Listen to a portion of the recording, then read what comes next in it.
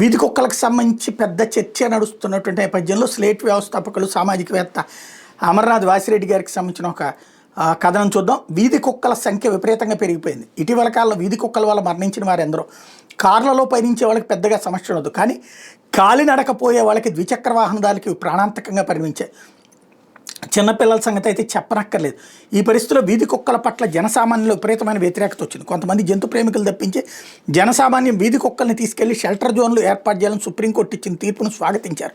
ఢిల్లీలో మొత్తం 10 లక్షల వీధి కుక్కలు ఉన్నాయని అంచనా. ఒక్కో షెల్టర్కి 5,000 కుక్కలు తరలిస్తే మొత్తం 200 షెల్టర్లు కావాలి. తక్కువ అంటే ఒక్కో షెల్టర్కి 2-3 ఎకరాల స్థలం కావాలి. అంటే మొత్తం 500 ఎకరాల స్థలం కావాలి. ఢిల్లీలో ఇంత ఖాళీ స్థలం ఉందా?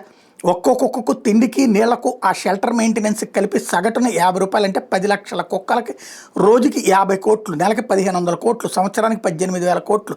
కుక్కలు ఎలుకలు పంది కుక్కల్ని కుక్కలు ఎలుకల్ని పంది కుక్కల్ని చంపి తినేస్తాయి. మొత్తం కుక్కల్ని వీధుల నుంచి నిర్మూలిస్తే ఎలకలు పంది కుక్కల సంఖ్య భారీగా పెరుగుతుంది. ఇప్పటికే కోతులు ఇళ్లపై దాడి చేస్తున్నాయి. అవి ఇప్పుడు చెట్లపైనే వస్తున్నాయి. కుక్కలు లేకపోతే కోతులన్నీ వీధుల్లో నిండిపోతాయి. కర్ర చేతిలో ఉంటే కుక్కలు దరిచారు. కోతులు అలా కాదు, చేతిలోని బ్యాగులను లాక్కుని పారిపోతాయి. వీధి కుక్కలు పారిశుద్ధ్య కార్మికుల్లో పనిచేస్తాయి. అవి లేకపోతే వీధుల్లో మలినాలు బాగా పెరిగిపోతాయి. కలరా లాంటి అంటువ్యాధులు కూడా వ్యాపించే ప్రమాదం ఉంది. వీధి కుక్కలకి లోకల్ ఫీలింగ్ ఎక్కువ. వివిధ ప్రాంతాల నుంచి కుక్కల్ని తీసుకుని ఒకే షెల్టర్లో పెడితే భీకర యుద్ధం ప్రారంభమవుతుంది. రాత్రి పగలు అరుపులు, ఒకటిపై ఒకటి దాడి. చుట్టుపక్కల 2 కిలోమీటర్ల వరకు మనుషులు నిద్రపోలేరు. కుక్కలకు అంటువ్యాధులు బాగా సోకుతాయి. అన్ని కుక్కల్ని ఒకే చోట పోగేస్తే అంటువ్యాధులు వస్తాయి. వాటిలో కొన్ని మనుషులు సోకే ప్రమాదం. ఏం చేయాలి? వీధి కుక్కల్ని ఇంట్లో ఉంచుకోవడానికి సిద్ధంగా ఉన్న వాళ్ళని ప్రోత్సహించాలి. వాళ్ళకి ఇంటి పనులు రాయితీ లాంటివి ఇవ్వచ్చు. యుద్ధ ప్రాతిపదికన కుక్కలకు సంతాన నియంత్రణ ఆపరేషన్ నిర్వహించాలి. ఇది లేకపోవడం వల్లే కుక్కల సంఖ్య ఇటీవల భారీగా పెరుగుతోంది.